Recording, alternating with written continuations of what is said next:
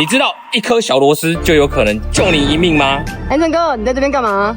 来拜拜保平安啊！因为最近客人有发生很多事故的状况，来，我带你去看。带大家来看一下，有没有看到？这里有一条，这个叫刹车线，这个就是能调整的。哦，这是前面的刹车。